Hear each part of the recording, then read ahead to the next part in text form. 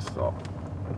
Properties in St Paul's are now being bought up by property developers who have been buying up the properties, rundown properties cheap, and then turning around and converting them. And this is all part of the gentrification that is going on in St Paul's at the moment, which is resulting in property prices going up, rents increasing, which is resulting also in local people not being able to rent or purchase properties in the community where they've grown up. Expansion. Now the authorities start to use the full power of the law to stop undesirables from coming into St Paul's anymore. Cameras are installed to monitor people as they walk along the street, making it harder now for the junkies and dealers to meet.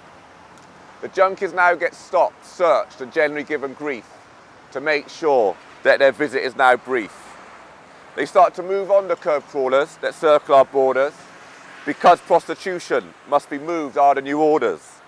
They start to move all people from the places that were used for dealing. Combined with the above, you can see the community healing. It is so different from a few years ago when you could have been knocked down by the continuous flow. I wonder and I think, what could have started this? What does it mean? Then I remember the Broadmead expansion scheme. The £500 million investment seems responsible for the change. For that reason alone, our problems have come within their range. They don't want the problems that we have had to deal with to become theirs. That's why the area's being cleaned up and it seems like everyone cares. But what about the years, or the years before, when no one cared for our community? It was just looked down on as poor. Why were we not given the same protection? Then it was like they were all looking in a different direction. Right, now the girls just come off of Portland Square because they was pushed out because of the offices. The offices complained, right? And then the council, because they were threatened to move, right? Threatened to move, the council was going to lose a lot of money because of counter tax. St Paul's is a community in Bristol which has changed a lot over the last 5 to 6 years, mainly due to the difference in policing practices in the community, where before they used to allow drug users and prostitutes just to come into the community and loiter. Well, over the last few years, the police practices have totally changed, and they now stop all the drug users who come into St Paul's. They start searching them where they never used to search them before. The criminal activity has now moved from St Paul's across the M32 to Easton. So it's like everything's just slowly shifted from one place to another, and now Easton is the community where these things are able to happen.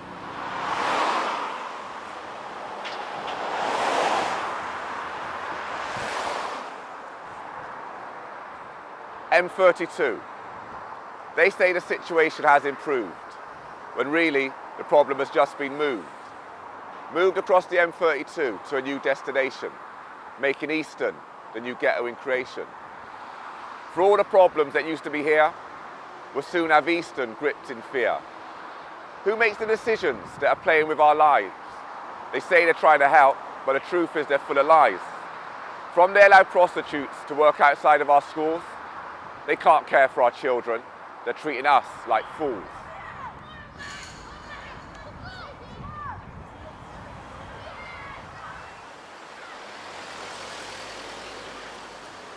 And how many people do you reckon, like, punters use along here every day? 3-4 hours. Yeah. That could be like 30-40 punters that drive past. Okay, is that regular? Yeah. Like every day? Yeah, some of them, yeah. Most of them, yeah. Okay, and it's always outside the school?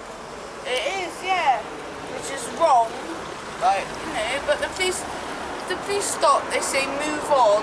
Yeah. You know, and if the girl moves on, like myself, yeah. You know, move on. And what would you do? What would you do when you move on? Where would you go? Move to the next? Well, so I was down there and they said move on. Yeah. I'd come to here. Yeah. You know, then they just drive round and like think of something better to do. Okay. Other times there might be just 1 or 2 out here. So as someone working, do you think that the police are doing enough to clear the girls from outside this school? No. Shame. Look, officer, at what our children are going through. Can you imagine the pain? Oh yes, I can. It really is a shame. A shame, officer? These children go to school surrounded by women on the game. Oh, come on now, you're preaching, or is it me you're trying to blame? No, I know it's not your fault, you're just following orders, not to protect the children from within these borders. Well, we have our priorities, and robbery and theft come before your school. But isn't the theft of a child's innocence the crime most cruel? Now look, stop playing with my words, we're doing our best. Oh, come on now, officer, give it a rest. Answer me this, where do you live? Do you live near? Oh no, I live in Portishead, and let me make one thing clear. We don't have many police patrolling our beat, but do you have prostitutes soliciting where your children meet? No. Oh. What do you say, Brett? Why? Out here's just insane, mate. I'm sat out here right now, right? I said I'm sat out here right now, watching a whore work directly opposite a police car. I'm outside the school. Listen, the police are parked doing road checks right opposite the prostitute working. Right opposite. What do you mean I'm sat here right now thinking what the is going on?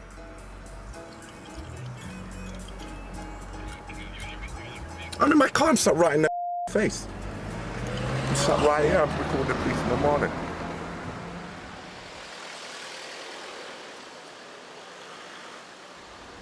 And so, how much debris is here? Needles, condoms? Well, you could say you'll get at least 4 or 5 needles a week, maybe. Yeah. You know, condoms are every day. You know, you get some So do they actually actually carry out their business within this car park? within the car park. Yeah, sometimes. And how does that make you feel as in the old people's home? Do you feel safe where you live? Well, I come down one day. I mean, I'm afraid to say this really, but there was a girl there. Mm-hmm. The chap stood under the porchway there, and he was giving her she was giving him a blowjob. It's not right, is it? No, I mean, you come out here and you don't expect this.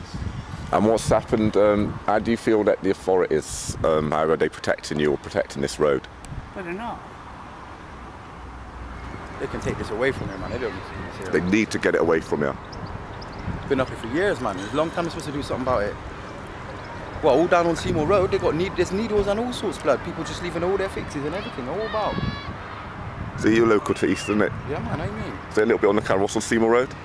Why, it's just pure needles, drugs, prostitution. It's terrible. And it never used to be like that here, did it? People can't live there, man. No, it used to be lovely here, man. See? Unite. So many things are not right. What we need to do is unite. We have to come together to win this fight, combining all our powers, strength and might. What can we do in a small group? See, that was their greatest coup.